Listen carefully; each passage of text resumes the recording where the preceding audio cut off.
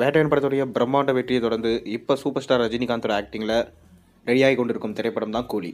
இந்த கூலி திரைப்படத்தை லோகேஷ் கனகராஜ் இருக்கிறாரு. சன் பிக்சர்ஸ் பிரம்மாண்டமாக ப்ரொடக்ஷன்ஸ் பண்ணுறாங்க. அனிருத் மியூசிக் பண்ணுறாரு. மேலும் இந்த படத்துடைய 70% ஷூட்டிங் முடிவடைஞ்சதாகவும் மீதம் இருக்கிற 30% ஷூட்டிங் தான் பாக்கி இருக்கிறதாகவும் ரஜினிகாந்தே சொல்லியிருந்தார். அதைத் தொடர்ந்து விறுவிறுப்பாக அந்த ஷூட்டிங் இப்போ நடைபெற்று வருது. ஜெய்ப்பூரில் இந்த ஜெய்ப்பூர் ஷூட்டிங் முடிவடைஞ்சு இப்போ தமிழ்நாடு திரும்பியிருக்காங்க கூலி டீம்.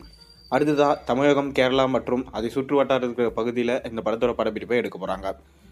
அதைத் தொடர்ந்து சூப்பர் ஸ்டார் ரஜினிகாந்தோட அடுத்த படம் குறித்து ஒரு தகவல் கிடைச்சிருக்கு. அதாவது இயக்குனர் சங்கர் ராம் சரண் கூட்டணியில் உருவாகியிருக்க கேம் சேஞ்சர் படம் வரும் 10ஆம் தேதி பொங்கல் கொண்டாட்டமாக திரையரங்கில் ரிலீஸ் ஆகுது.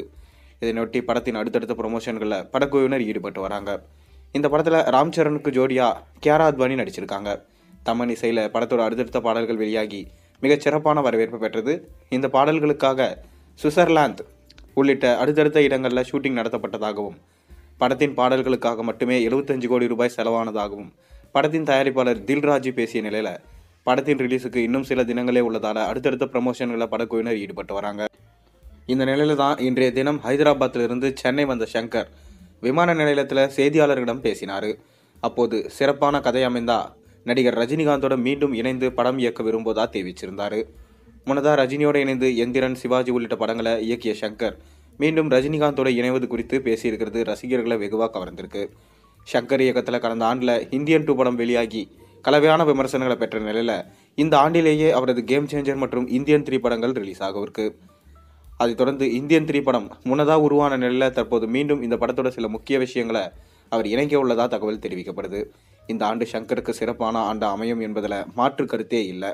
அதைத் தொடர்ந்து வேல்பாரி நாவலை தான் சங்கர் அவர்கள் எடுக்க போகிறதா சொல்லப்பட்டிருக்கு. சங்கரும் பார்த்தீங்கன்னா இதை ஏறக்குறைய கன்ஃபர்மேஷன் பண்ணியிருக்காரு. ஏன்னா அடுத்ததான் நான் ரஜினிகாந்தோட இணைய போகிறேன் அவர் சொன்ன உடனே, ஏன்னா அடுத்த படம் அவர் வேல்பாரி படத்தை தான் எடுக்க போகிறாரு. இந்த வேல்பாரி கதையில் தான் சூப்பர் ஸ்டார் ரஜினிகாந்த் நடிக்க போகிறாரா அப்படின்ற கேள்வியும் இப்போ வந்திருக்கு. மேலும் வேல்பாரி நாவல் பார்த்தீங்கன்னா 3 பாகங்களாக உருவாகும் என நம்ம சங்கர் சொல்லியிருந்தார். இதனால் எக்கச்சக்கமான எதிர்பார்ப்பு சூப்பர் ஸ்டார் ரஜினிகாந்தும் சங்கரும் இணைய போகிற படத்துக்கு ஏற்பட்டிருக்கு.